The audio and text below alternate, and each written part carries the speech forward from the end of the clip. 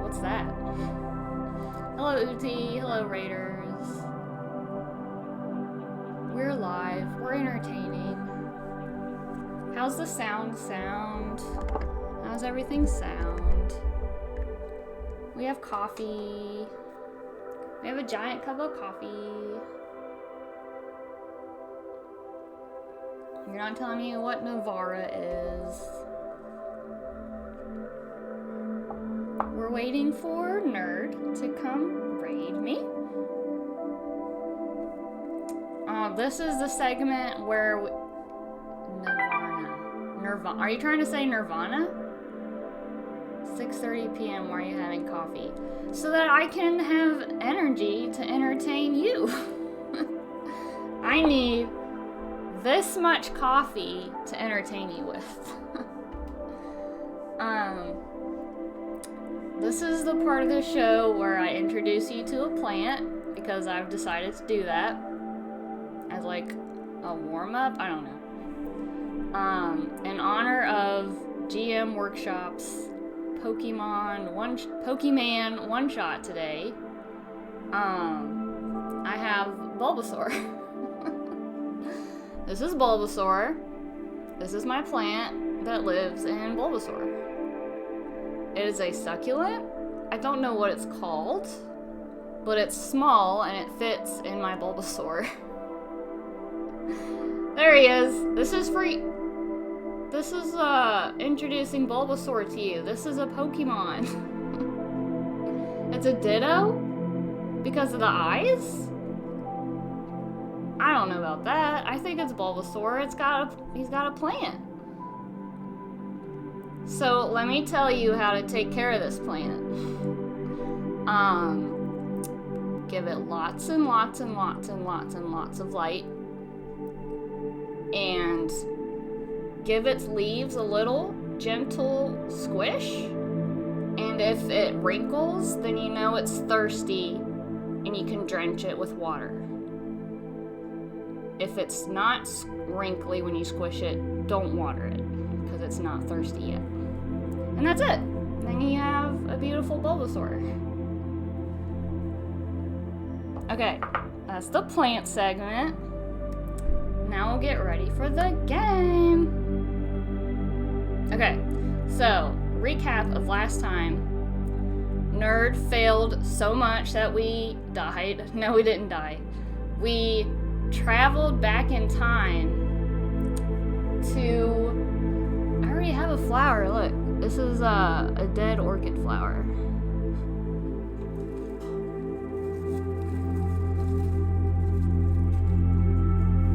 There, now we have all the flowers. That was the first... Yes, we died in the first game. In the second game, we did so terribly that we traveled back in time to try again. We went to the planet Follop. We were attacked by owl apes and other creatures and were practically ran off the planet. So now we are gonna try Earth. But before we do that, I realized some things last time that we can do if we want. We have the opportunity to trade items between characters, and we can use an item to, let's see, we have rocket fuel that lets us increase the evil power master meter by 1 instead of 2. Because if you see, there's the paths between the planets. Whenever we travel from one to the other, the evil power master meter goes up by 2. But with the rocket fuel, we could use that to make it 1 instead of 2.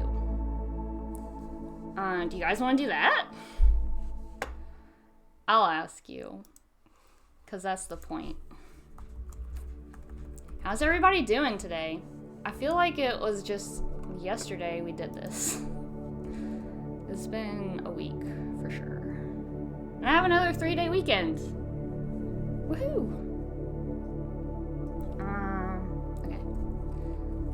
Rocket fuel. Is there any other items that would do something like this? Come here, dog. Come here. Do you want to come in here? Come here. I bought this rug for you to lay on. You're not sure? Are you scared? Just stand there then. I have a very skittish dog. And she only walks on rugs and carpets. She does not walk on like linoleum or hardwood. And she can be scared of the rugs sometimes. If she's not familiar with the rug. There she goes. Nerd helped her. Come here. Come here, let me pet you. Hang on. Lay down. No, don't. Doggo Cam. Lay down. Oh, she's so old. She's waiting to see where I go so she can just follow me. Oh no. Alright, she's gonna follow you. Your phone is dying? Oh no. So much for Rackham. Where was I? Oh, a pole. A pole! We have no discarded items yet. Okay. Here's a pole. Do you want to use rocket fuel or not?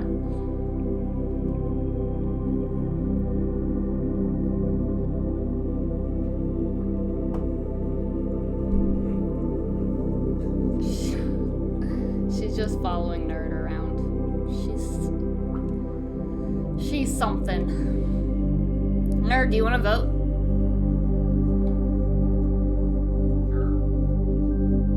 I feel like we need all the help we can get when it comes to the evil power master meter thing. Majig something or other. Okay. So let us get rid of that. Let me IRL discard that. Discard this card when traveling to a new planet.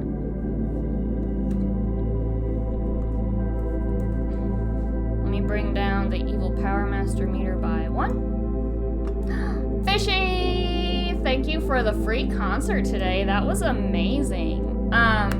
Request if you could put that on your YouTube, because I subscribe to your YouTube, and then I can just play it whenever I want. That would be cool. But you do you. That's fine. But that was a lot of fun. Anyway, that's fine. You do whatever you want. I'll just look up your VOD and deal with that. It's okay. But you're really good, and that was awesome. Anyway, let me do this real quick. Everybody go check out Fishy. Fishy does lots of cool game show stuff and D&D stuff, and is an awesome musician, and is generally very awesome. So go check out Fishy. Okay, so we used the rocket fuel. And what else? Oh, we have the opportunity to trade items between characters. So some things to think about are some things I noticed from last time is our characters with a negative skill, when they were the only character left to choose from for a challenge, and it was in the challenge level of 6, and it was an automatic fail because they had a -1. If they would have had a challenge booster to increase that, then it wouldn't have been an automatic fail. Okay, Raccoon, go charge up your phone. Go take a nap. Or go to bed. Whatever you do. So we could fix that problem with those that have a negative skill. I don't know what you're rolling for, but it was a terrible roll.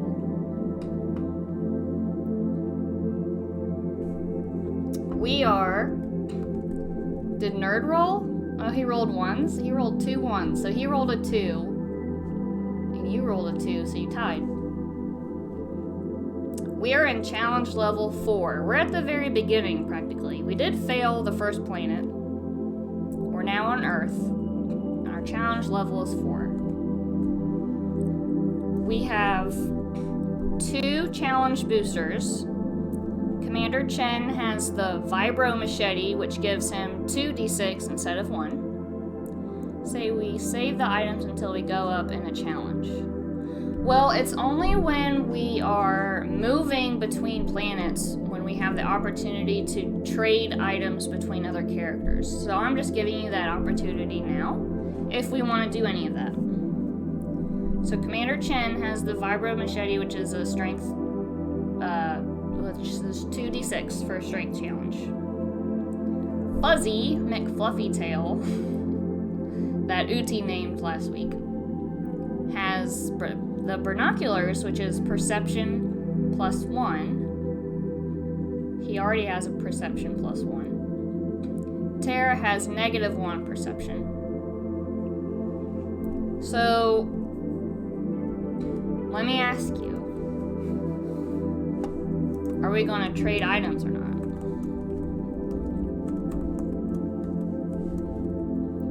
We could boost someone's negative score if we want, or keep them where they are. Right now, Dante has Dante's our only active character. And he has -1 to dexterity and -1 to strength. We don't have any dex items, but we do have the Vibro Machete.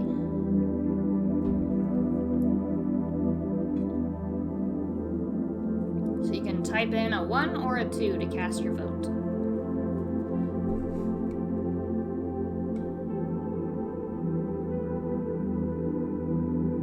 Can you believe Rackham didn't charge his phone before the stream? I thought he was my friend, but I guess not. Yikes. Yikes. Can you imagine not having the forethought?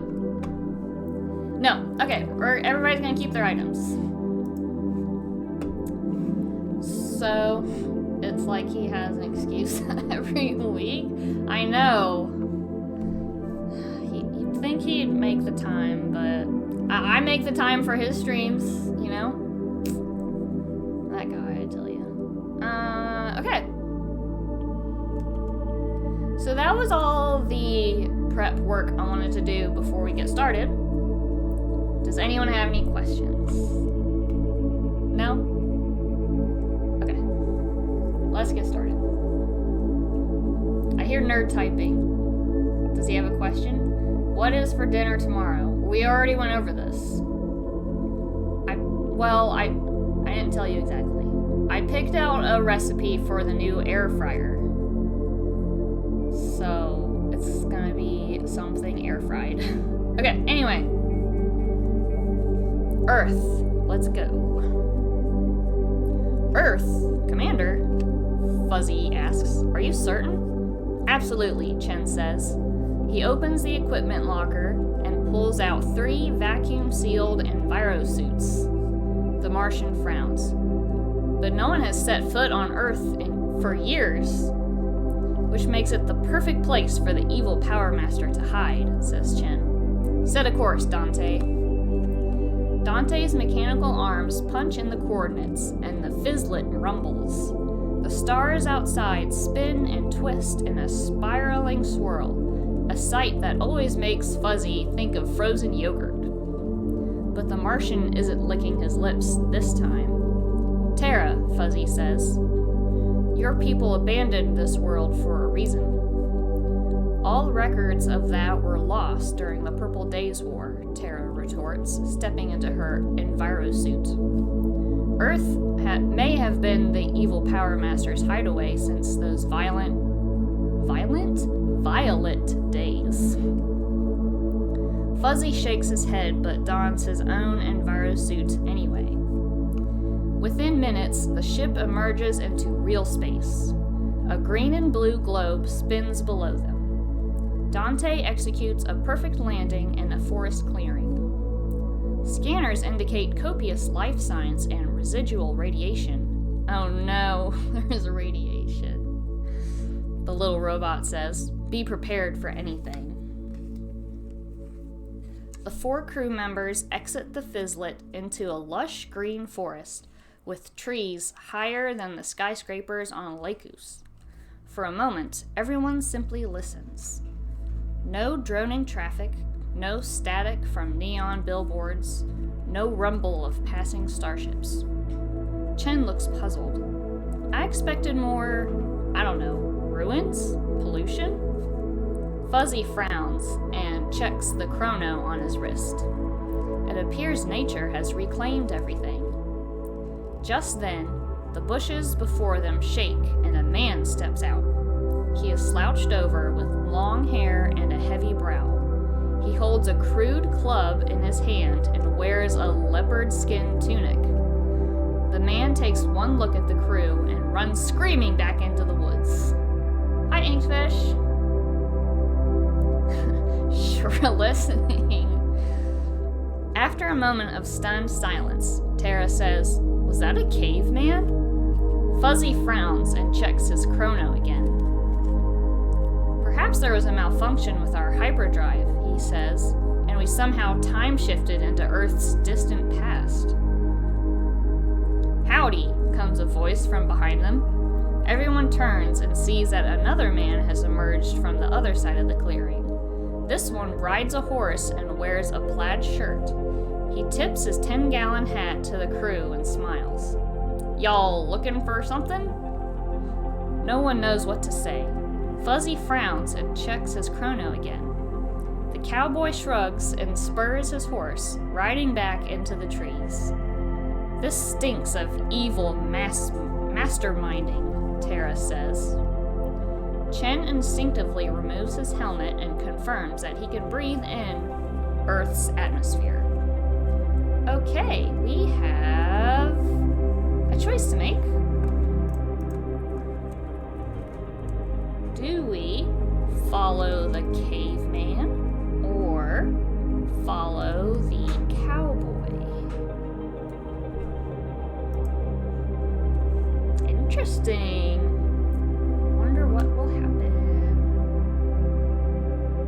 Because I put on chapstick.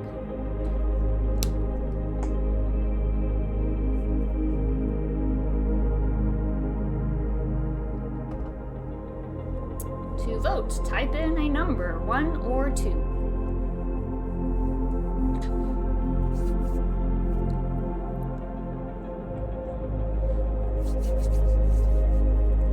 We have a tie. Does someone want to break it? Uti's gonna break it. Give it a few more seconds, and we're going to follow the caveman.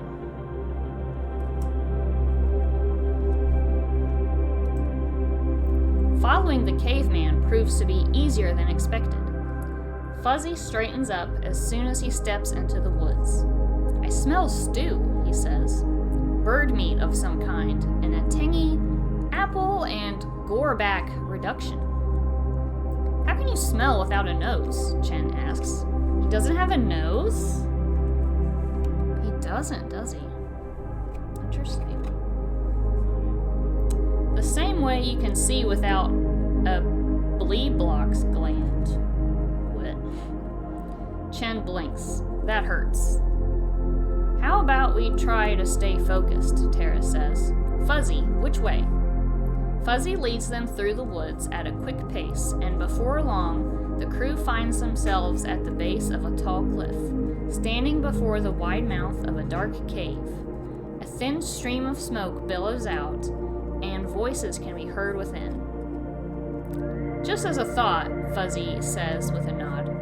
"It's definitely chicken." Just as I thought, yeah. "What do we think?" Tara whispers.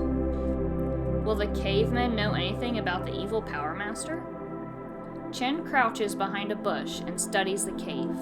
I hope so. They might even be hiding from him. What is that? Chimes in Dante, his monobrow raised. All eyes turn up. At the top of the cliff, something big, metallic, and very shiny reflects the morning sunlight. Let me show you a picture. It's not a very good picture, I don't think. Can you see that? It's a mountaintop with something shiny at the top. Doing great so far. Well, nothing terrible has happened yet. We're just kind of getting started on Earth. Let's see. It's a metal monkey? Oh no, probably. Do we enter the cave to talk to the cavemen? Or climb the cliff? Oh, climbing did us real good last time. Not. Climb the cliff to see the shiny thing. We did terrible at climbing last time.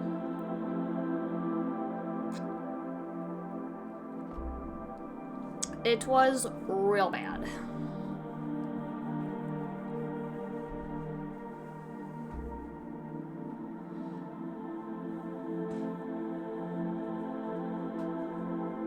I'm curious to know what the cavemen have to say.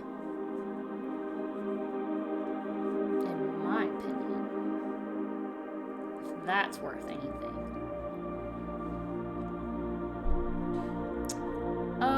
Okay, Dante has no arms to climb. True. Enter the cave to talk to the caveman.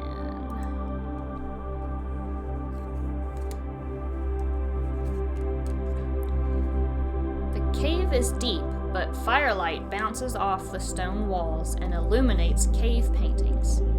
3 cavemen and 2 cave women sit around a campfire.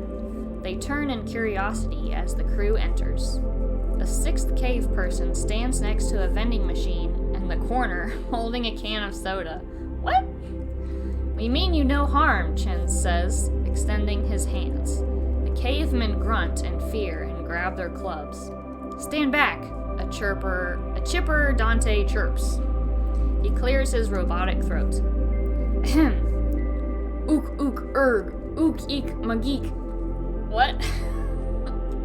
Okay, so Dante is trying to talk to the cavemen in offensive caveman mimicry. We have a diplomacy challenge. Good call, nerd. This was the right type of choice for Dante. He has a +1 to diplomacy. So we're going to try to make friends. We only have Dante to choose from as an active character for this challenge. We have some assist items that don't apply to this situation. So I'm gonna ask you, chat, to just go ahead and type in !roll. We need at least a 3 to complete this challenge. !roll. Type in to chat. Fishy! You got a 5! We win! We made friends! Good job. Let me draw this data card. Doing great so far.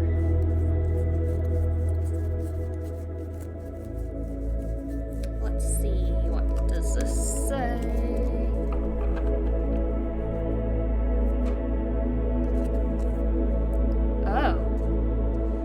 The cavemen hoot and laugh. They're friendly. They hand the crew a stone object that looks exactly like the evil Power Master. Let me show you.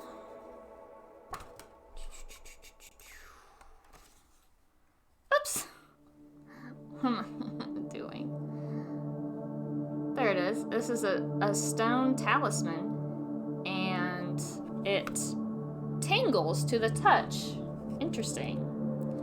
This item gives us an extra dice roll for perception. Does it? Okay, you get it. You get it. Okay, so we needed to choose who to give this item to. Let me get my poll going.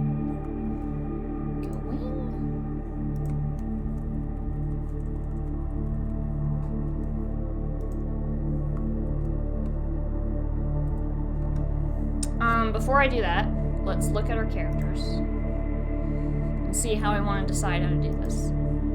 This is 2d6 rolls for perception instead of 1. Fuzzy is the only character that has a natural +1 to perception, and he already has binoculars, which is another +1 to perception. Commander Chen has nothing for perception. Tara has a -1, and Dante has nothing. So that's the information I can give you to make your decision. And there is the poll. So we could give, I already said everything, so. Fuzzy already has perception boosting, no one else does. Tara has a -1.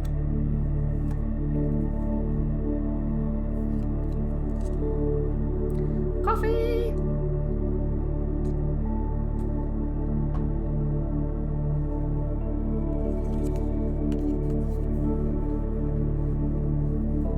I wonder why it tingles when you touch it. Is it like a voodoo doll? I don't know. Okay, it's gonna go to Tara.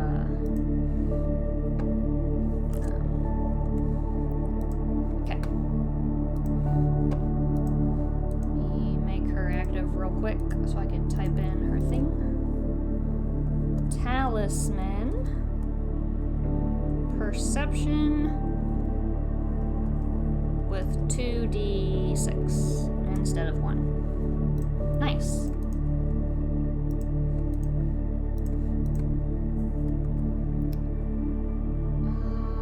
Okay.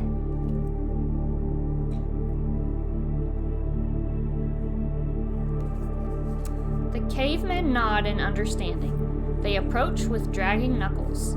One of them offers a can of Centauri Extreme Experience soda, which Fuzzy immediately snatches and cracks open. The cavemen grunt excitedly. They ask if we are friends of the Master, Dante says. They say the Master gives them yummy gifts, but is very scary. They are hiding from him. Perhaps they could give us more of this delicious stuff, Fuzzy suggests, between gulps of soda. Okay. D batteries. Oh crap, just got a blizzard. Oh no! Aren't you in like Minnesota or Wisconsin or something? That sucks. I bet you guys get a lot of that. Well, stay safe. Sounds bad. We've been just getting a lot of rain here. Okay, do we ask the cavemen to take you to their master? Or ask the cavemen about their soda machine?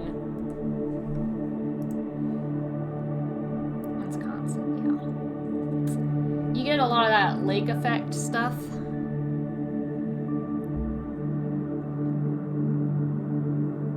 Me and Nerd are in Ohio. Southern Ohio. We don't get a lot of stuff that's too bad. And we call it pop, not soda. It's annoying having to read this soda business.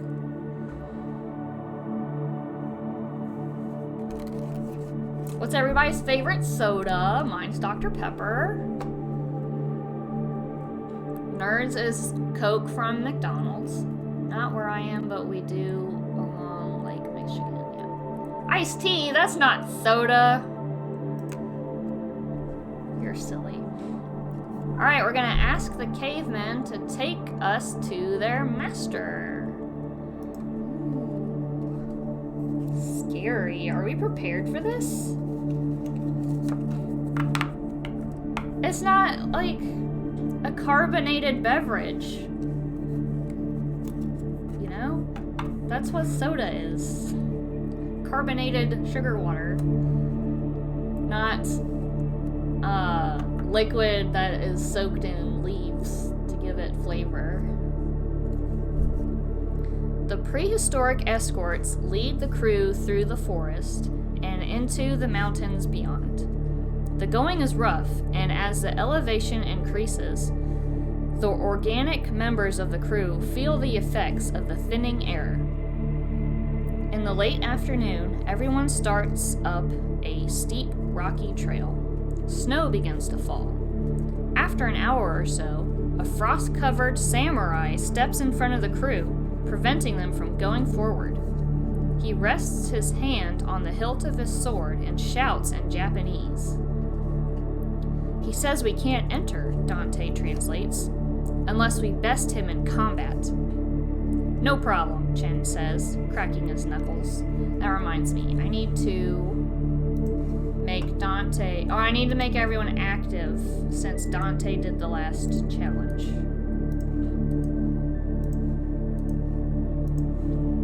There. Wonderful. The samurai bows, then produces a set of playing cards and folds out a small table. Poor translation. My bad, Dante says. We need to best him in a game of Go Fish. He is very bored up here. This game is silly. Okay. Let me show you his picture because that's hilarious. Let me try and figure this out. He's like, "What's up? I'm a samurai." I call it soda too, but as a kid and up north, they still call it pop. Yeah, we call it pop. Alright, this is a perception challenge to beat the samurai at Go Fish. What assist items do we have? Grab or sick. Oops, my orchid flower fell out. I can't reach it. Do we have any items to assist us with this? No.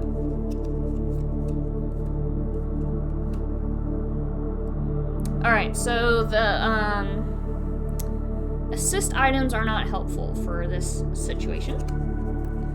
So let me ask you, which character is going to attempt this challenge?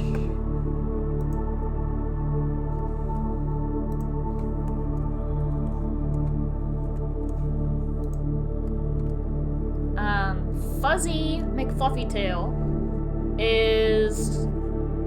has natural +1 to perception plus binoculars, which is another +1. Tara, we just gave her 2d6 instead of 1, so that we add the two values together.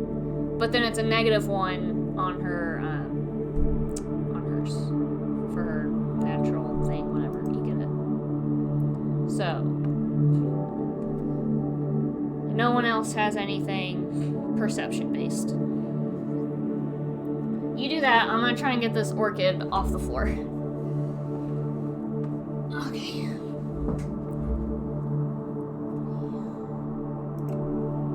Put it back. There. It makes a huge difference with all the other flowers.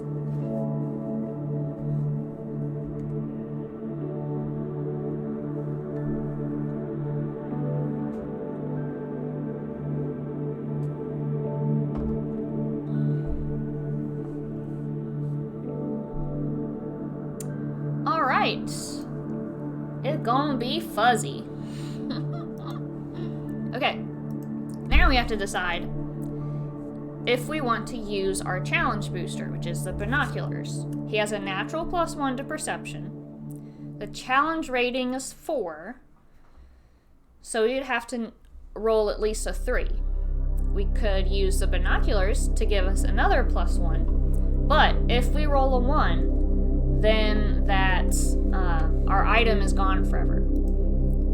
So we have the option to use it or not. Let me give you that poll. Binoculars, no binoculars. We could use it now with the risk of losing it, or we could pass on it and use it for another challenge down the road. It is up to you.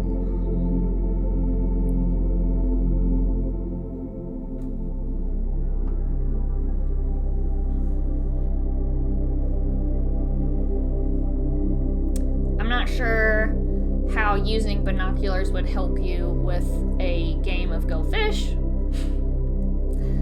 Sounds a little silly to me, but that's how this game works. It's just silly. Oh no, we have a tie! Somebody break the tie! Fishy, fishy, fishy, break the tie. Fishy, break the tie. There he goes. Thank you. Alright, we're gonna use the binoculars. So with the binoculars, in our natural +1, we would need to roll at least a 2. So go ahead and type in exclamation roll. We need at least a 2. See if we can beat him at cards. Exclamation roll. Type it in the chat. Nerd rolled a 6! I think it's the first 6 you've ever rolled. Good job.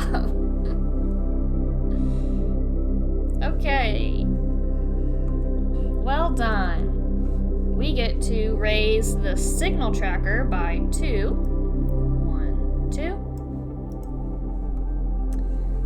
Fuzzy's now inactive. And we will continue on. The samurai grunts. His Go Fish skills are very rusty. He stands aside and permits everyone to pass. Well, that was easy. Dice aren't broken this week? Not yet. You might break them still. Okay.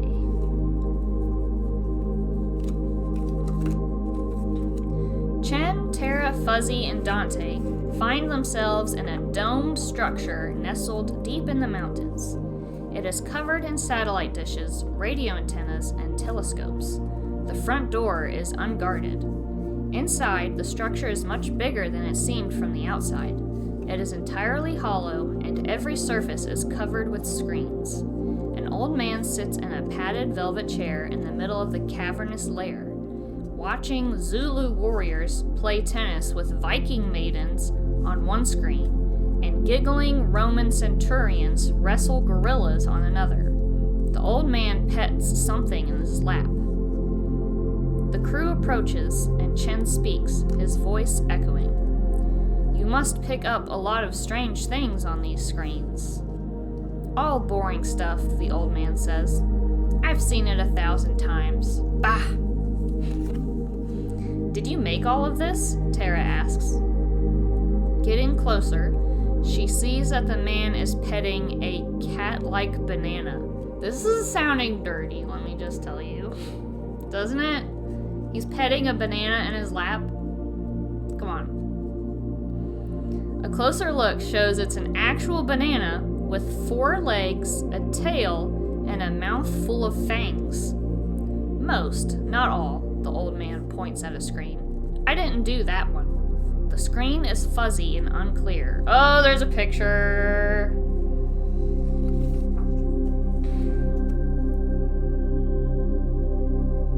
That's what that looks like. Weird. Okay. Our challenge now is to unscramble the image on the screen, which is a perception challenge. And again, we have no assist items. No assist items that would help us. We have Chen, Tara, and Dante. Tara has the talisman, which would give her 2d6 for the perception roll with a -1. No one else has any perception advantage. I'll give you the option, because that's how I do this. Chen, Tara, or Dante to do this challenge.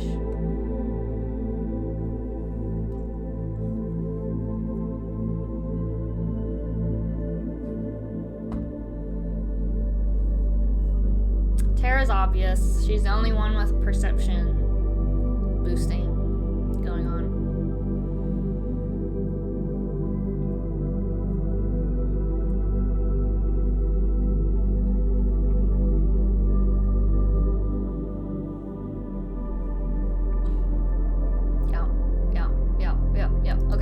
Yeah. Okay. Now, do we use her talisman or not?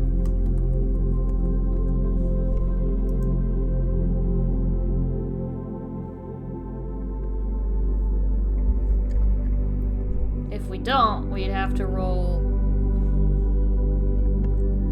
a 5 or higher. You can vote.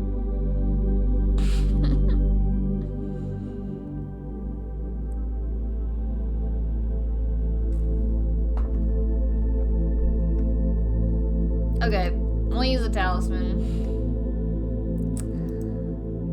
Alright, let's do the first roll. Exclamation roll for our first d6.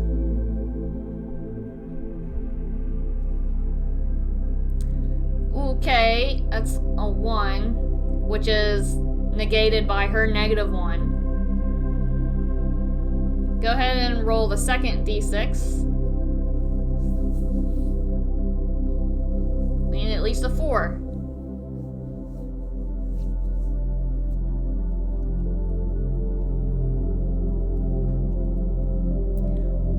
Woo! That was close. Good job, nerd. Okay. She is now inactive.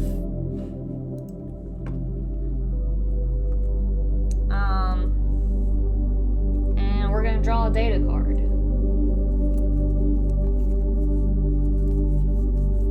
All the data cards.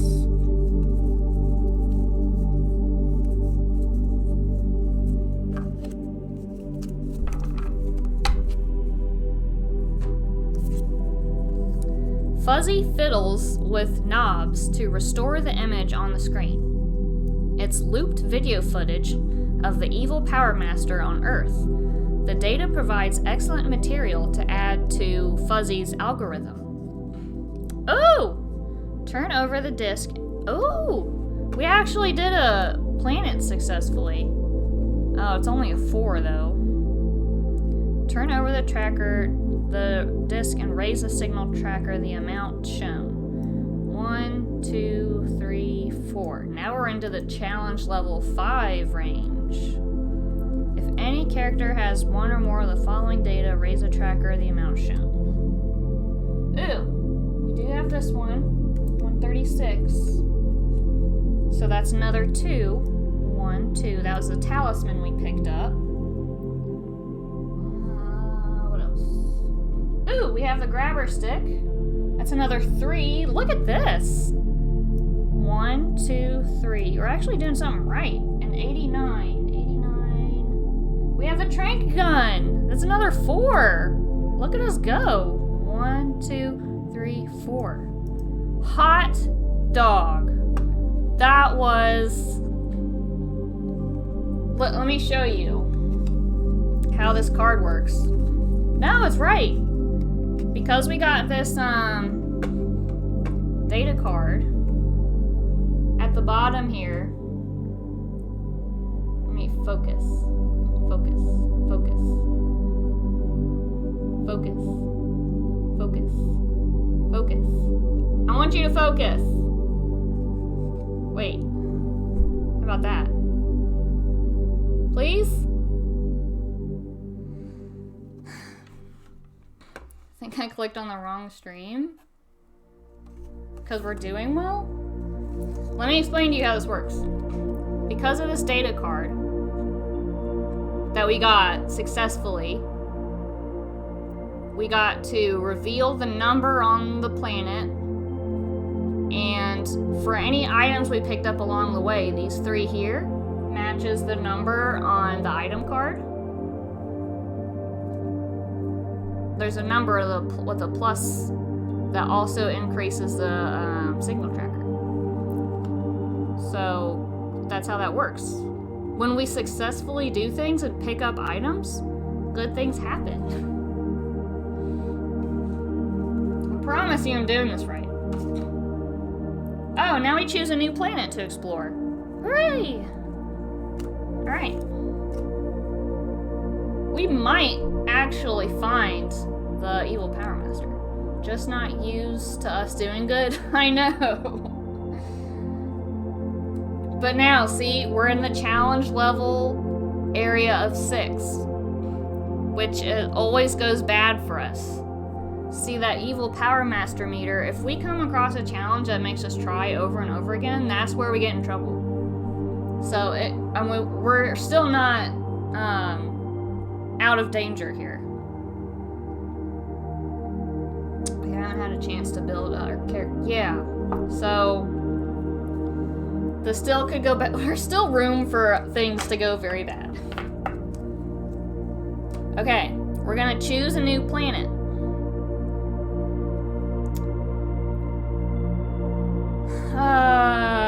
Okay, so we have Silica, which we've been to before, in a past life, which has diplomacy and strength challenges.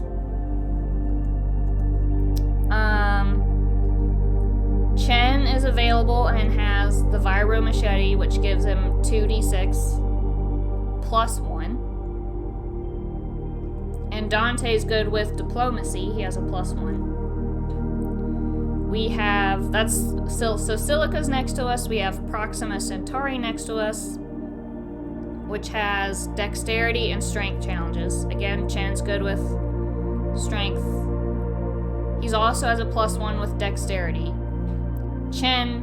Dante has negatives to both of those. So those are the 2 planets right next to us. We could travel out farther if we want, but the farther out we travel, the more that EPM meter is going to go up.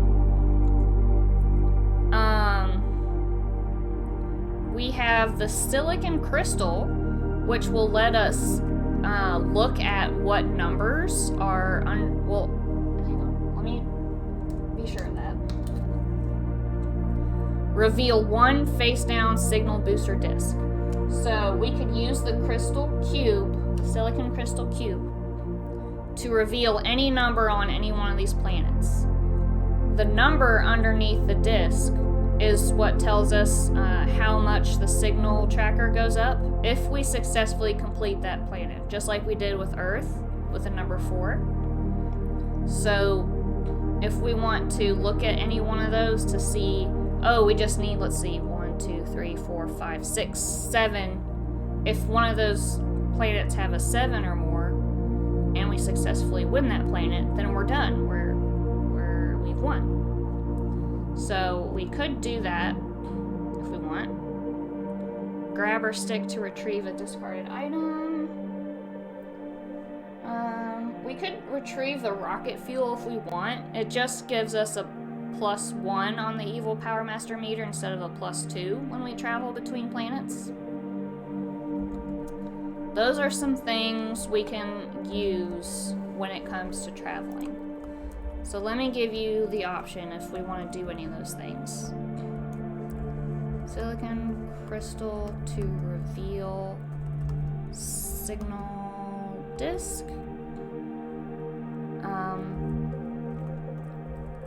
Grabber stick to retrieve rocket fuel EPM +1. If that makes sense. I think it does. Oh wait, hold on. Stop.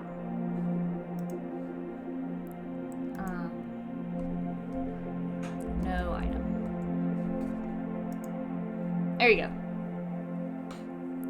So we have 2 items available to us to use, or we could use no item at all.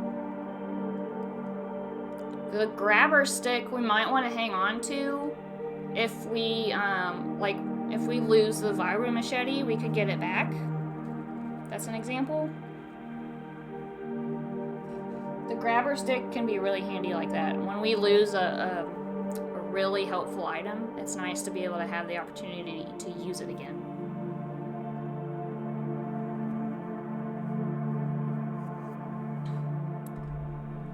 Okay.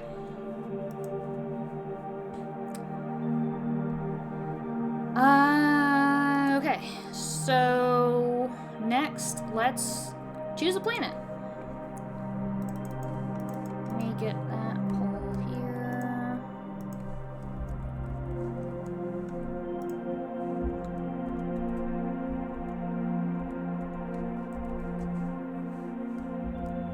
So we're not doing Earth. We have Silica, Kronor, not Follop, we've already been there. Lacus, Void, Proxima, Haemog, and Aerith.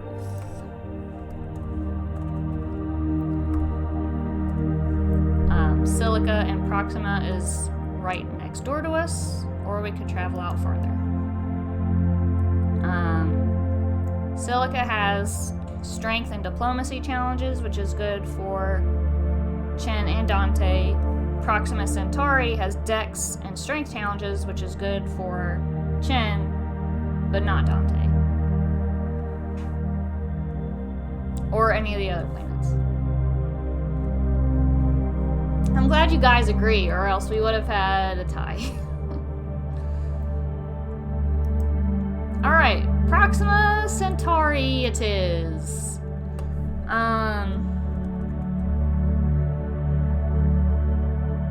Yeah, okay. Do we want to trade any items between characters? My ear itches. I don't think so. Do you guys want to? I'll just ask. And you guys can just type in the chat. Do you guys want to trade any items? I think we've... No? We could move Fuzzy or Terra's items to an active character if we want. You're good? Okay. Cool with me.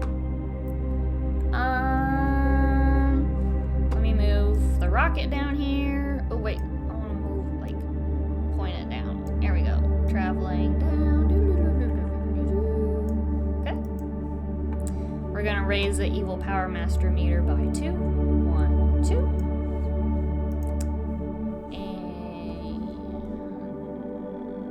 And I think that's all we needed to do before we start reading the planet.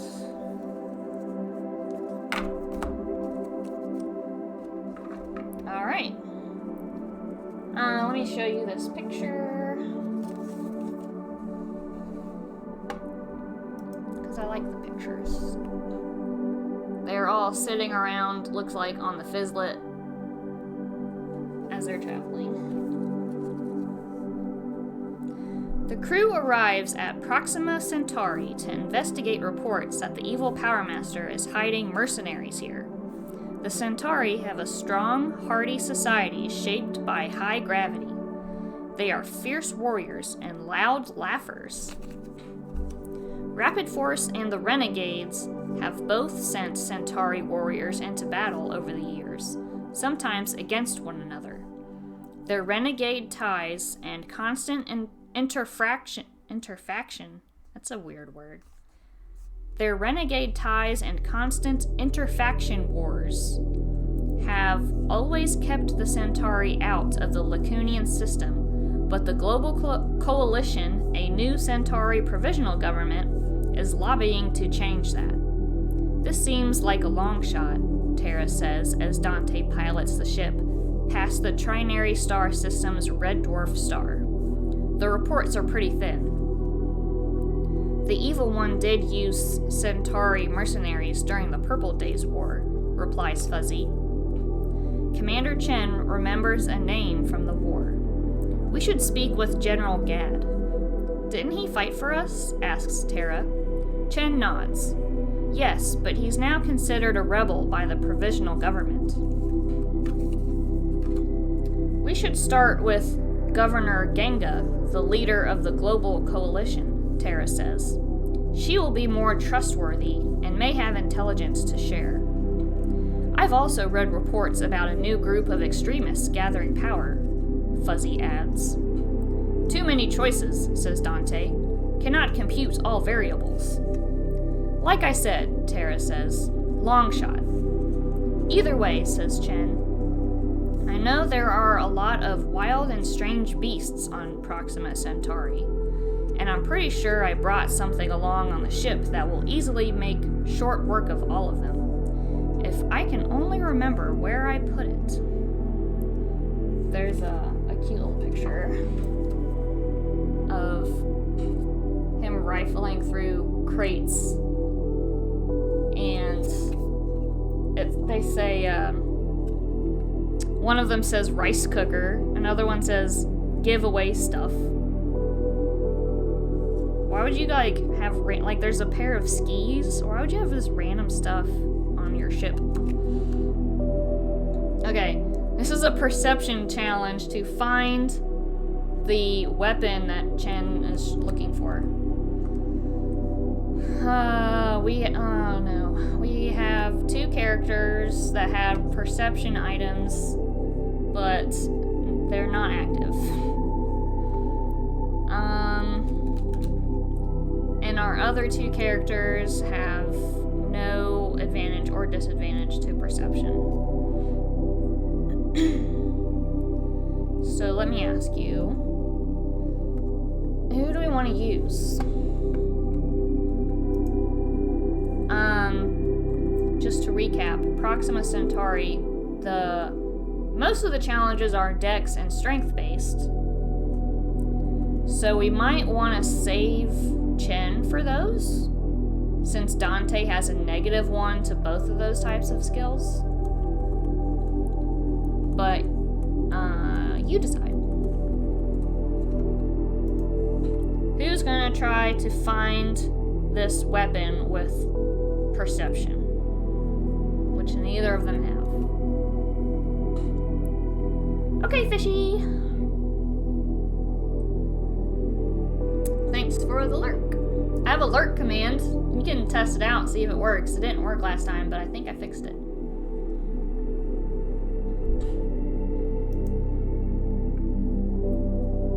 It worked! Yay! Nerd, you're not lurking though. You can do unlurk. I have an unlurk command. You can test that out if you want. No? Okay. Alright, Dante is gonna do this perception challenge. We need to roll a 6 because we are in the challenge level area of 6. I love my lurk commands. Alright, oh, Inkfish, you rolled a 2. That's not a 6. We're gonna raise this is where bad things happen. We're gonna raise the meter by 2 and try again. You did not rock that one, actually.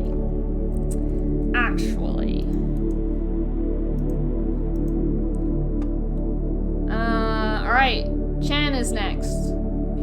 Exclamation roll for Chen. Because we have to keep trying. Hot dog, there it is. Nerd is on fire with the 6s. Look at this guy. Amazing.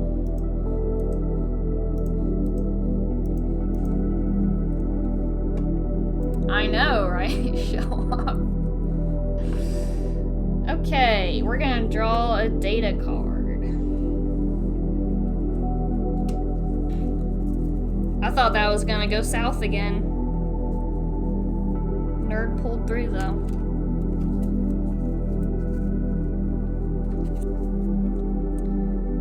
Okay.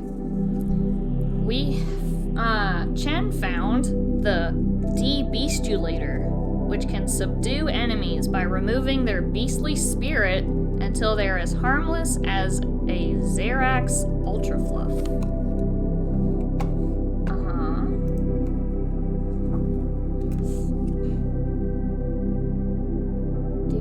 The De-Beastulator. I have no idea. It looks like a handle.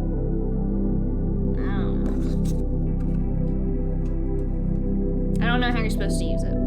But it gives us a strength +1. Nice. Let me ask you who we give this to.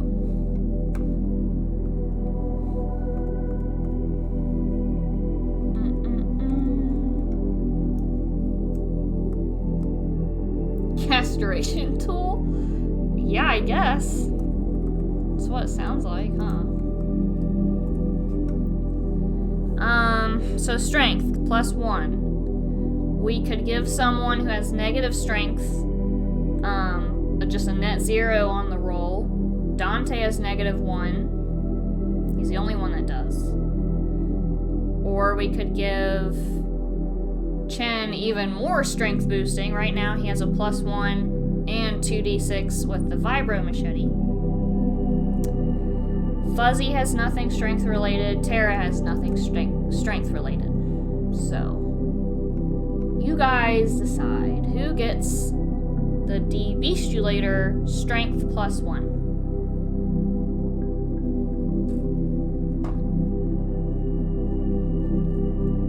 If we use Dante on a strength challenge, it's an auto fail right now.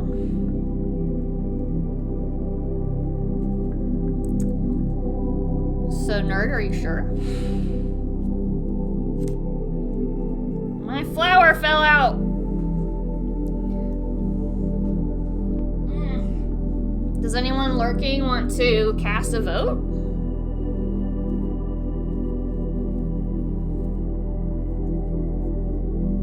Anybody? Are you gonna make me do a tiebreaker? Alright, I'll do a tiebreaker.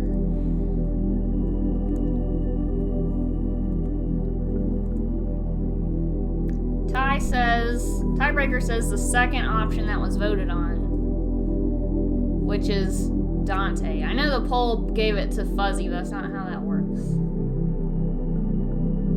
Do you understand? Like, the first one was Fuzzy, the second was Dante. I should, like, use the tiebreaker to cast a vote. But then it could vote for someone completely different, and then it would still be a tie. Okay, I'm just babbling. Dante is who it's going to go to, because that was the second voted option. That's how that works. De-Beastulator. Strength +1.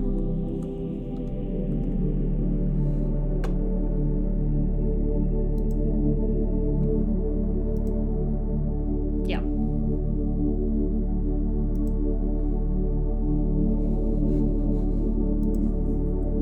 Okay.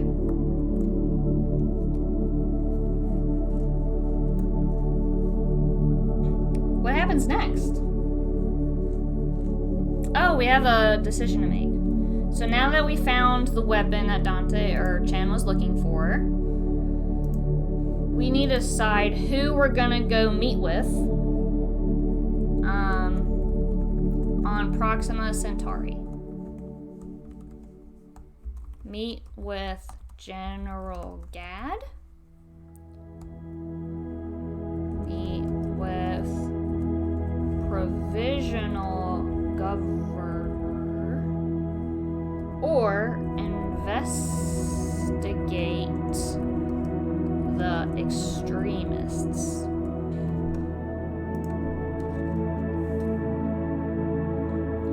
Governor Genga is the leader of the global coalition, might have intelligence to share.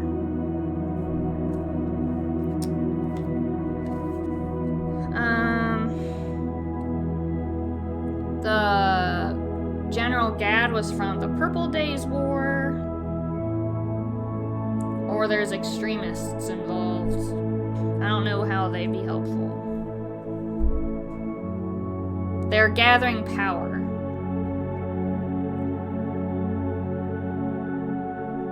So type in a 1, 2, or 3 to decide what we do next.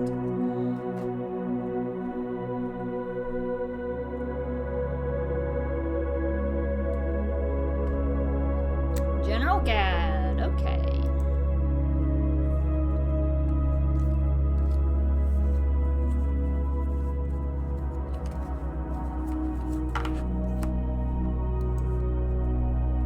General Gad fought beside Chen during the Purple Days War. The commander has always known Gad as a straight shooter, on and off the battlefield. My dear commander, says the general. A broad smile creases the jagged scar on his slate-gray face. To what do I owe the pleasure? After a crushing embrace, Chen takes a moment to refill his lungs. We think the evil Power Master may be recruiting again, he says. If anyone knows about clandestine deals on this rock, it's you. Gad claps Chen on the back, knocking him forward. Come to my tent, he says. We will dine, and I will tell you what I know. Over a meal of roasted gorgog, a wild centurion beast, Gad explains that the extremist faction broke away from his rebellion and is now intent on bringing down the global coalition at any cost. My intel says the extremists plan to meet a group of off-worlders at dawn, he says after dinner. Let's crash that meeting, Tara says. It's at an abandoned spaceport, says Gad. But I have more pressing concern. He leans in. The extremists want me dead. We expect an attack at any time. Will you help me? Let's see. Let's see what you guys want to do.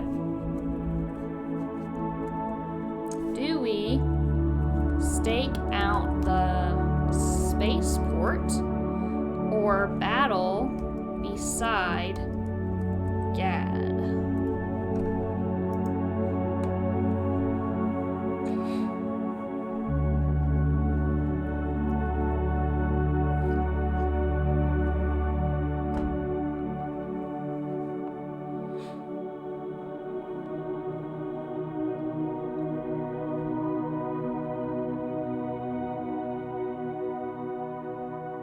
I have a second orchid I could put in my other ear. I don't know where it is. It's somewhere. Why you make a tie? Inked! You have to agree. Because there's just two of you. Or Fishy. Fishy's lurking, though. Is Fishy lurking? Yes? There's Fishy. Thank you. We're gonna stake out the spaceport. Alright. Okay. Let's go see what those extremists are up to. See what danger we can get ourselves mixed up in. Few buildings remain standing at the spaceport. A long terminal sits along the edge. A crumbling stone tower in the middle is surrounded by landing pads, most of which are covered in rubble. At the far end, a few hangars still stand. As the crew surveys the area, a Delta-wing transport ship descends toward a clear pad behind the tower. Chen motions everyone to take cover and watch. Shortly after the ship lands, a dozen armed Centauri emerge from the terminal and march toward a tall humanoid. who descends from the ship. Is that him? Chen prods Dante. Is that the evil Power Master? The droid extends a night vision scope. Negative. It's a reptilian humanoid, Dante says. From the renegade planet Denos. This is an arms deal, says Terra. After the Denosian shakes hands with the Centauri, a door opens on the ship and a platform loaded with crates descends. The Denosian opens one and holds up a laser rifle. The head Centauri nods, and the rest of the extremists start hauling crates toward the hangars. We can't let them have that advanced weaponry, Terra says. We gotta take out that hangar. Who are we to just, go into danger and take out hangars and stuff when people have all these weapons? Okay, we have an optional action. That's fine, Fishy. You do what you need to do. You don't have to worry about it.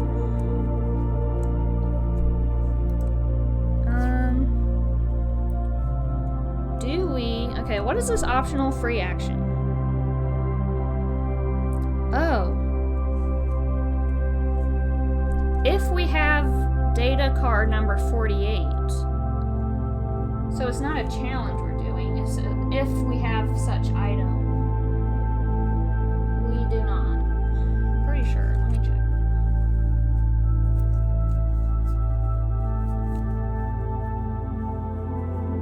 No. Alright, never mind. We don't get that action because we didn't have that data card. So we skip that. And then go to the next bit.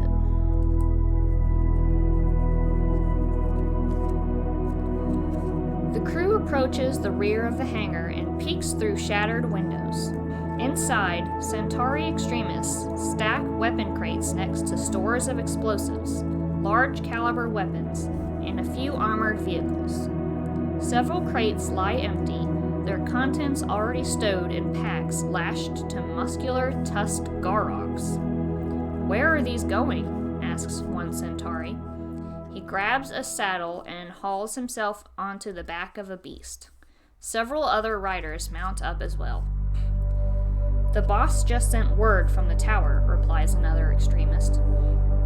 Take these weapons to the cache outside the governor's office. The final assault happens soon. They're staging a coup, hisses Terra. We must send word to Rapid Force Command, Chen whispers. I have already sent an encoded message, Dante says. I fear help may arrive too late, says Fuzzy. This may be up to us. That extremist said, the boss sent word from the tower, says Chen. Maybe the boss is in the spaceport tower. If so, that's our best chance to end this. Too bad you won't survive to find out, Rapid Force scum, says an extremist beast rider who's aiming a laser rifle at the group. Oh no! We have a strength challenge to defeat this beast rider who has found us. We're the A-team. Let's see. Okay, first, do we have any assist items to help us? We have the grabber stick, which can retrieve a discarded item, which we don't have anything that would be helpful. So we have no assist items for this situation. Next, we want to choose a character to complete this challenge. We have all of our characters available to us. Chen has a 2d6 on a strength challenge. Dante has a strength +1, but he also has a natural -1, so he has neutral to strength. And so does Terra and Fuzzy. So go ahead and vote for who's gonna do this strength challenge. I highly recommend Chen.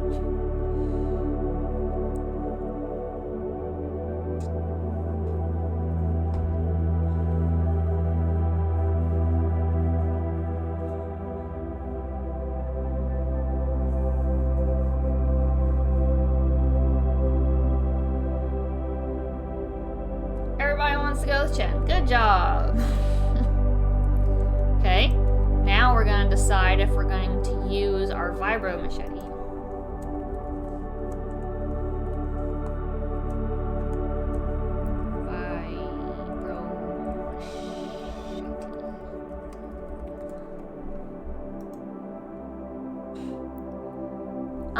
6. We have to. The challenge level is 6. We have a +1 naturally. The vibro machete would give us 2d6 rolls instead of 1, and we add the values together. Yeah. I think using the item is a good idea.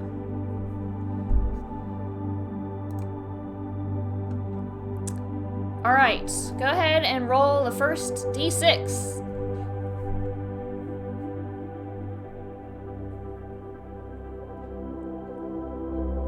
Alright, Fishy, have a good night. So that's a 2, plus our natural 1, so that's a 3. We need at least 3 more, so go ahead and roll the second d6.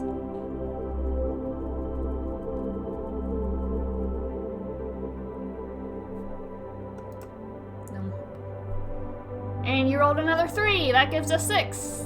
We did it! Woohoo! Barely. All right. Good job. This is going well. We might just do this. Raise that by 2. Draw the data card. Look at us go. I was starting to wonder if we'd ever, like, beat this game. We might do it. We receive a laser rifle. Ooh, fancy. Everyone scatters amid laser fire. A crew member vaults onto the beast's head, kicks the extremist's rifle into the air, grabs it, pulls the trigger, and disintegrates its head. Engraved on the rifle is Follop Laser Company, the Laser Folks. This is a item that gives us a +2 to dexterity. We need to choose a character to give it to. Commander Chin just did this challenge. I'm gonna go ahead and make him an inactive so I don't forget. Dexterity. Chen has +1 to dexterity already, but we could give him another +2. Fuzzy has a -1 to dexterity, so if he were to go up against a dex challenge, it would be an automatic fail. Tara has a natural +1. Dante has a -1, so he'd be another one that if he went up against a dexterity challenge, it would be a negative or an automatic fail. But with this item, we could give him a +2. We could also give Fuzzy a +2. We could give anyone a +2. It's just up to you to decide who gets it. Oops. Okay. Pull.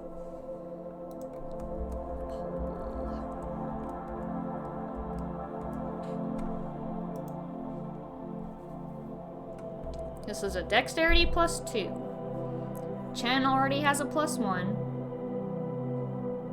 So does Tara. And Fuzzy and Dante have a -1.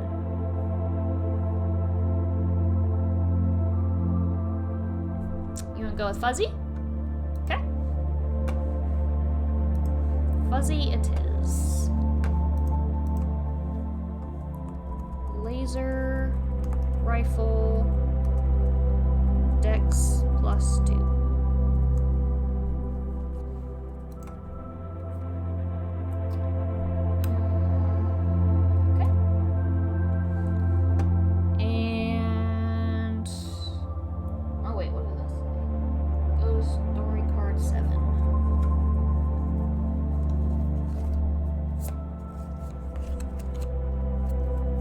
Before we do that, I'm gonna take just a little minute break. So we got our laser rifle, we just went up against the extremists. I'm gonna take a little break and be right back. Thanks for playing, I hope you stick around in just a couple more minutes.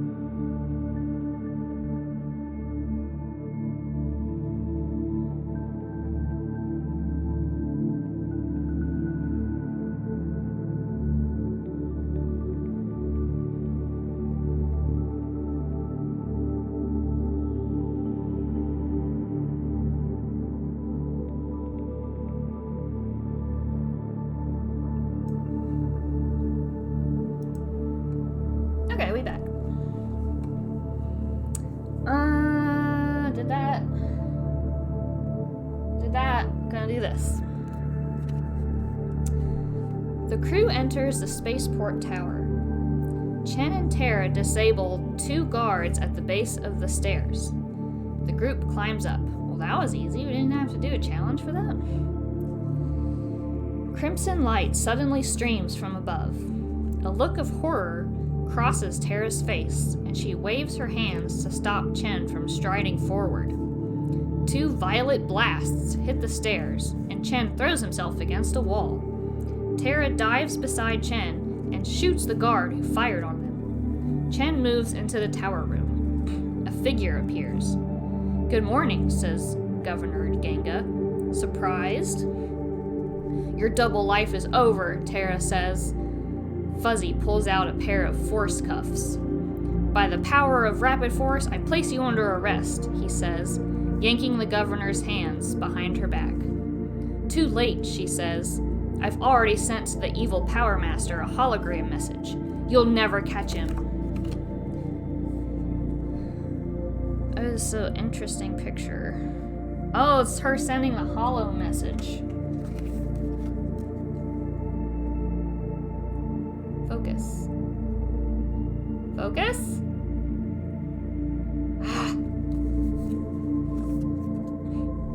Okay. If any active or inactive character has data number 31.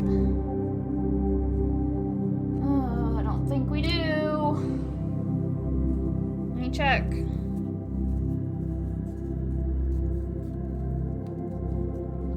We do not. We would have automatically won the challenge if we did. Alright, we have a perception challenge on our hands to track the message that she just sent. Perception, we have Fuzzy, who has +1 naturally, and then the binoculars would give him another +1. Tara has a -1, but she has the talisman, which give her 2d6 instead of 1d6. Dante has no advantage or disadvantage to perception. So let me give you a poll of who's going to try and track down this message. Did my music just stop? Oh, there it is.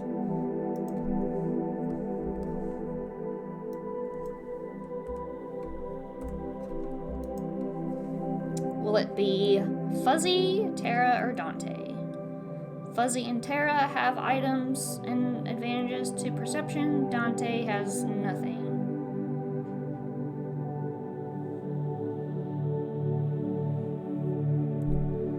Ooh, we have a split opinion. And we have no third player to break the tie. Because Rackham had to go and let his phone die. He's a big jerk like that. Didn't plan ahead. And Uti disappeared.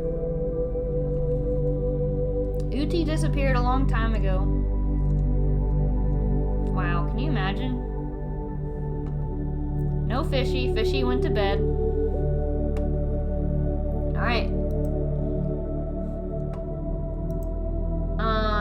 We're gonna do a tiebreaker. Number 2, it's Tara. Alright. She has 2d6. And we need to have at least a 6. She has a -1 to perception. Go ahead and do exclamation roll for the first die. 5 with a -1 is a 4. Go ahead and roll a second die.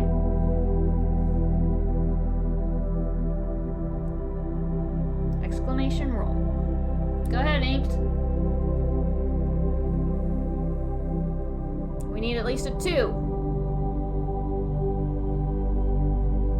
There it is, a 4. Awesome.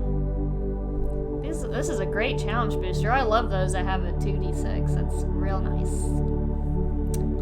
Good job. We are slaying this game. Data number 56.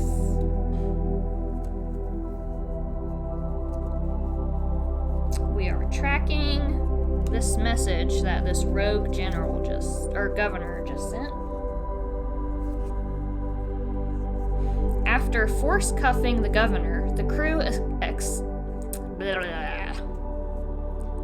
accesses the transponder transmission and records the coordinates, the Lagrange point between Proxima Centauri's binary stars. Ooh! We get to flip over a disk, the signal disk. 7. 1, 2, 3, 4, 5, 6, 7. We made it to the end. Look at this. What happens next? I have to find out from the rulebook. Because our signal tracker reached the 25, if the signal tracker reaches 25, the Rapid Force crew has found the location of the evil Power Master. Immediately go to story card 13 of the current planet, which reveals the location of the evil Power Master, along with further instructions. Okay. We go to story card 13.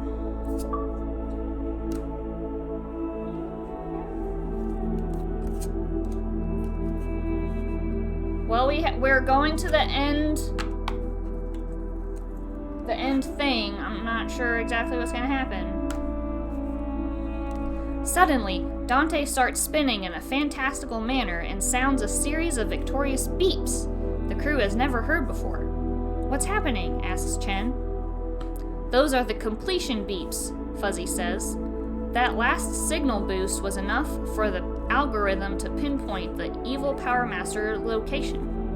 You mean we can finally get him? Chen asks. That's right, says Fuzzy, bending down to look at a display on Dante's head.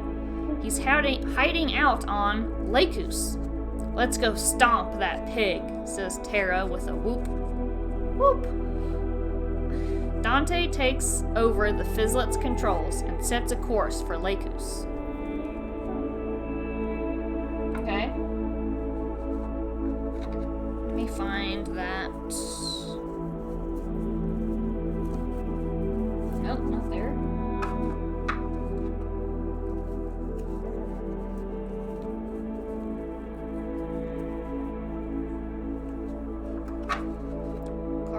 Cards. Go to the Lacus deck and read the back of Lacus Story Card 13.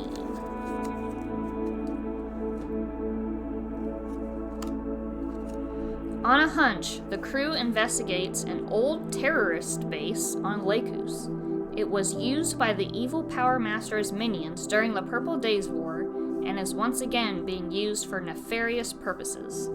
Information found there leads the crew to the remote Poisson Research Facility, where Chen and Fuzzy once worked, listening to fish. It was cool. Okay.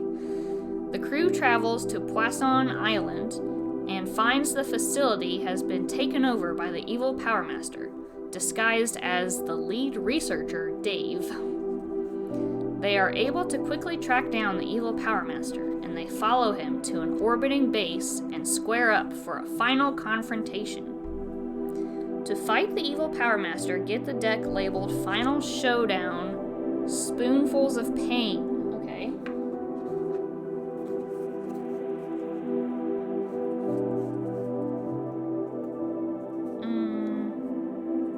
Spoonfuls of Pain.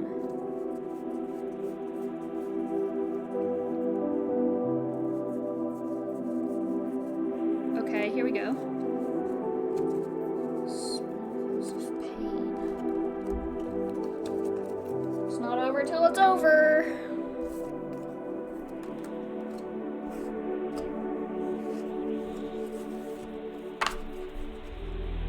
The crew enters into darkness. They feel a breeze. The evil Power Master's lair must be huge, but they can't see more than 3 feet in any direction. Be ready for anything, Terra whispers, right before stumbling over a rock. Rapid force, a monstrous voice bellows. You have not struck rapidly enough, for you have fallen right into my trap. Get real, Chen shouts. We've come to put an end to your evil plot. Fools, the evil Power Master yells. Behold! What sounds like a large metal gate slowly creaks open, and vicious snarls fill the darkness.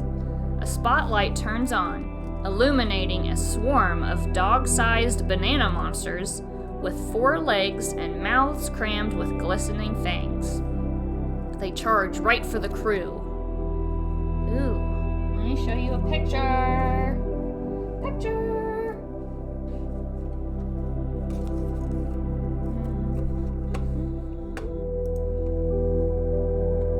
They're like, little banana sharks. I actually have one. It's a gator nanner. Battle stances, yells Chen, and throws up his fists. Fuzzy and Terra do the same. An arm topped by a metal fist emerges from Dante's head. The droid reevaluates the fist, retracts the arm, and releases a remote-controlled combat drone. Ooh. Okay. We have a required challenge to defeat these banana monsters.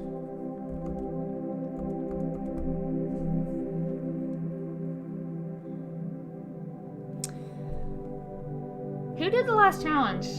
Terra did. She's not active anymore.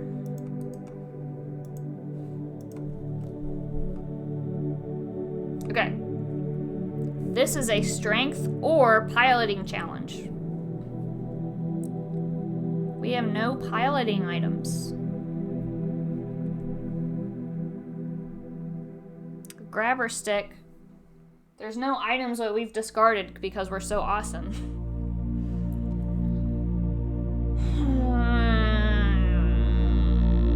Okay.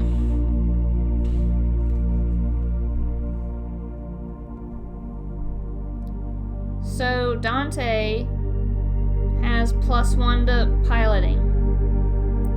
He has a debestialator strength +1, but he already has a negative strength 1, so he has just a net 0 to strength.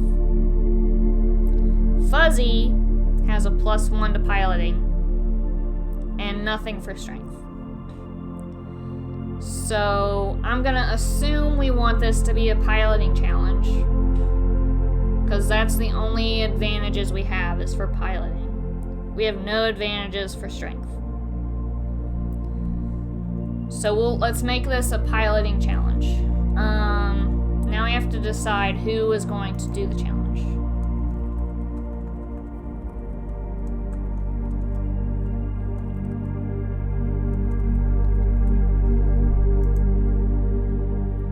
They're both equally matched.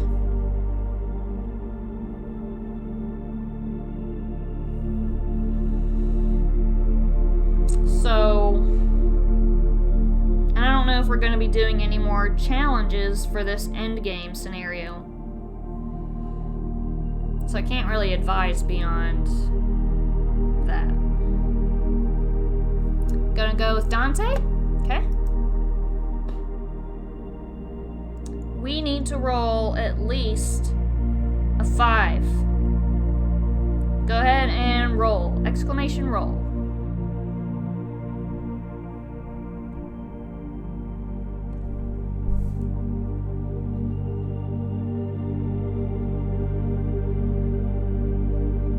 It's not a 5.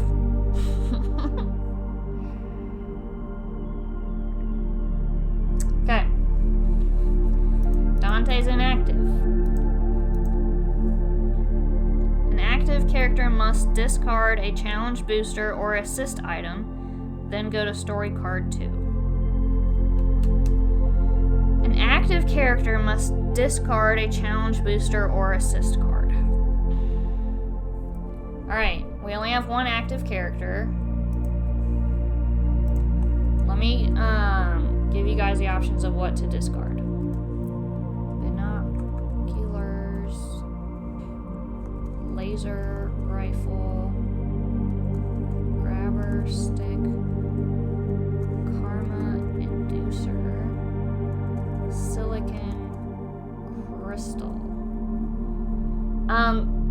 suggest the silicon crystal because it only reveals a signal disk on a planet, and we're past that stage of the game. So, go with silicon crystal.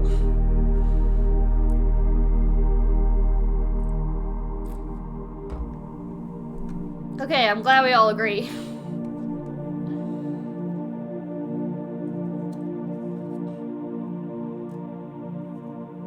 Okay.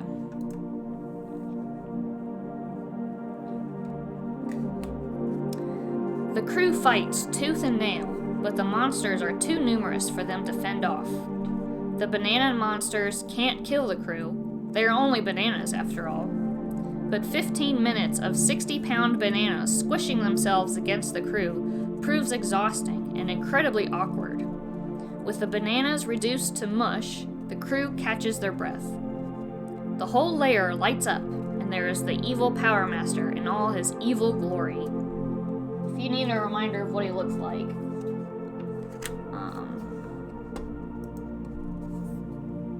there he is. Glorious.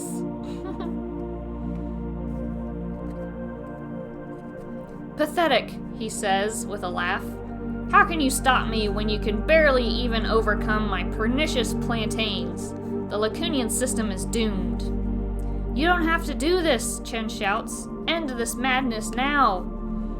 Terra glances at the shelves of trophies surrounding the evil Power Master and sees a scrapbook labeled 7th grade. And why would I do that when I have all of civilized space in the palm of my hand? Because, Chen says, noticing Terra inching toward the shelves. Because why? Terra gives Chen a keep him distracted kind of look as she reaches for the scrapbook. Chen swallows a lump in his throat. Because... Alright, we have another challenge. We only have Fuzzy, okay? This is a diplomacy or a perception challenge. Fuzzy happens to be good at perception. He has a +1 naturally, and he has a binoculars, which is another +1. He has a -1 to diplomacy, so let's assume this is going to be a perception challenge. The challenge level is 7. Okay. So, with the binoculars +2, we'd have to roll at least a 5. My flower fell out again. I assume we want to use binoculars, yes?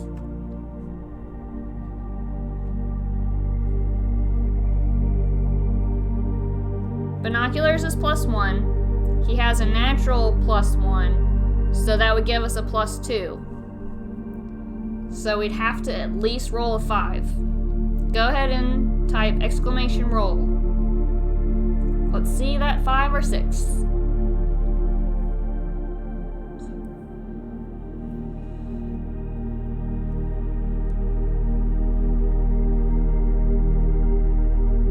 Exclamation roll. That's a 4. That's not what we needed.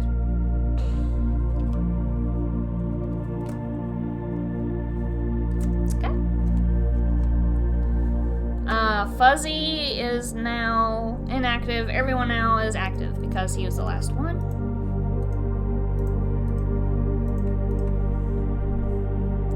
Because, Chen says, destroying the Lacunian system is bad? The evil Power Master looks suddenly reasonable. You know what? I agree. Let us be civilized. Instead of destroying the Lacunian system, let us all dine together. He claps his hands 3 times, and a large white round table materializes from underneath the floor. 13 of his minions, all wearing white, appear, placing dinnerware and silverware and covered silver platters on the table. The crew members look at each other, unsure what to make of this. Before you can partake, I must ask you for one little thing, says the evil Power Master. You must each choose an outfit to wear. from my own personal wardrobe for this auspicious occasion. Each crew member is ushered to a private changing room where they are presented with hundreds of clothing options. After much deliberation and several wardrobe changes, they each select one outfit and don the attire. "Rapid Force," shouts the evil Power Master. "Present yourselves." Terra, Fuzzy, Chen, and Dante come out of their respective changing rooms, where they discover, to their horror, they each chose the same outfit. They are wearing the exact same thing. The crew all fall to the ground and actually die of embarrassment. "Hee hee hee," says the evil Power Master, doing an evil jig. "I just knew they would go for that little pink chiffon number." We lost.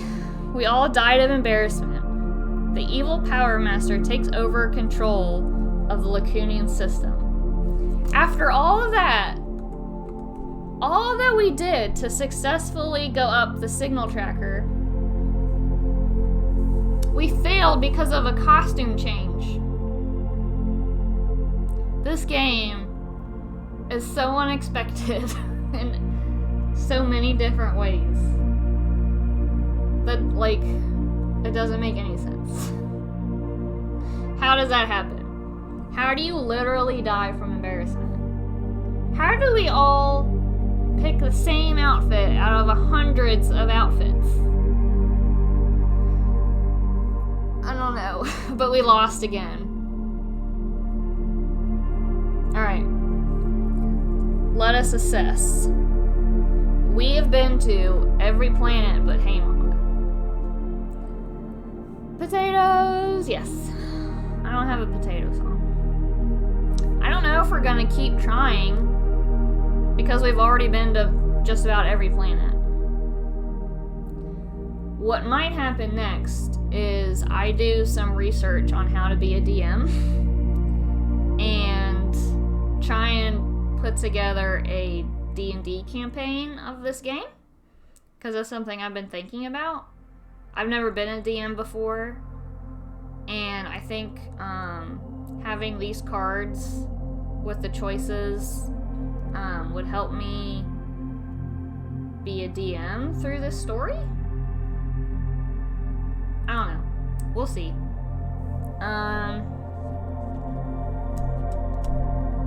I just don't, I wanted to play this game until we won, but we've lost now 3 times,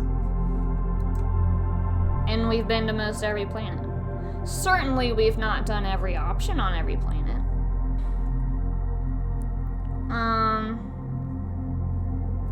Maybe we do a poll.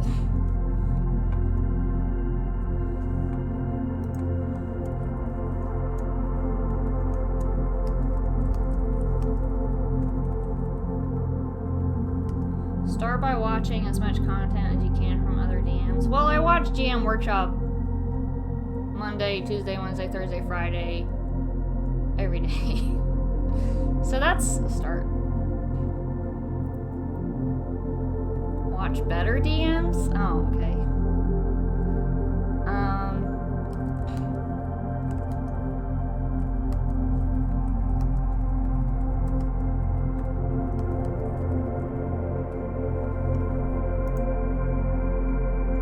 There's a poll.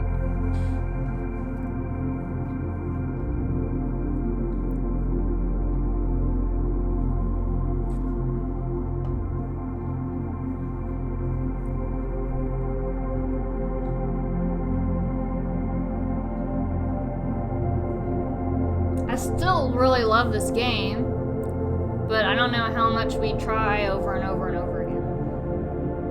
You know? Can do both? Okay.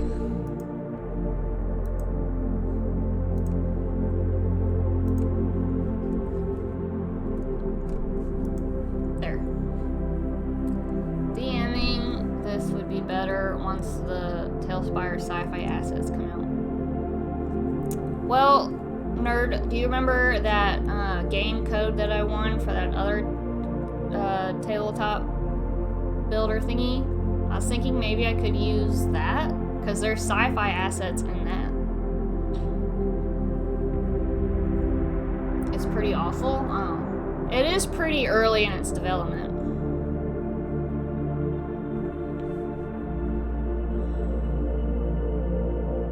Yeah.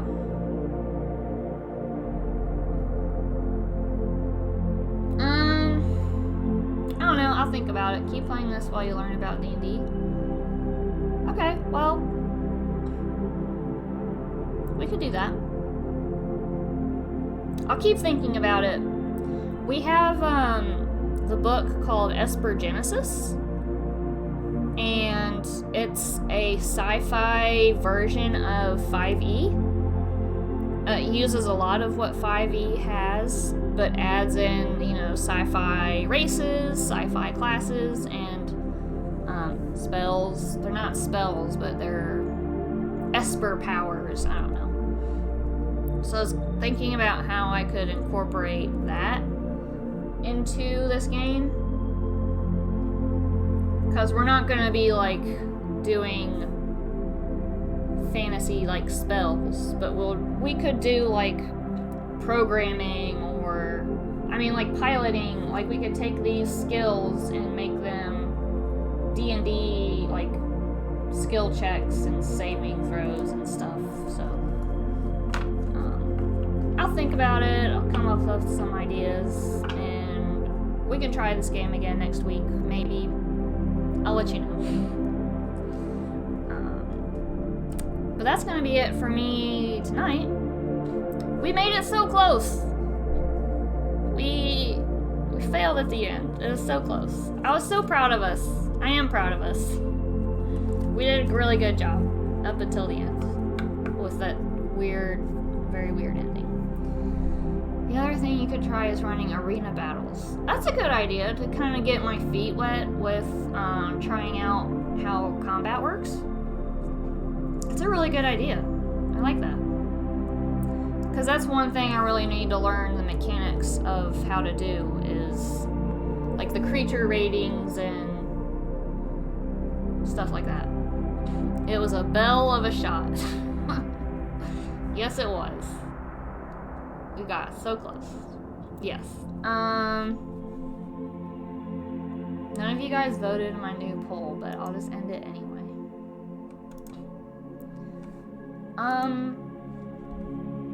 Well, thank you, Nerd Central, for the raid. Thank you, Uti, for the raid. Thank you, Inked Fish, for being #1 super awesome fan and playing my game with me, as well as Nerd, but he's contractually obligated to be here, being the husband. I hope you guys had fun. I did. And do we raid someone? Is there anyone out there doing things?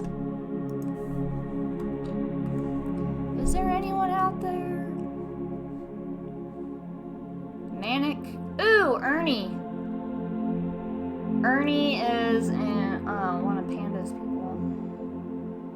Do you guys want to see Tailspire building, or do you want to see someone playing Lost Ark?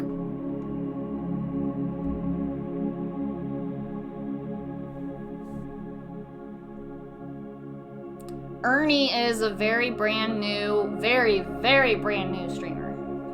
I think he's done like 3 streams. Go to Ernie. He would die. Alright, I need to figure out how to do the rating. Okay.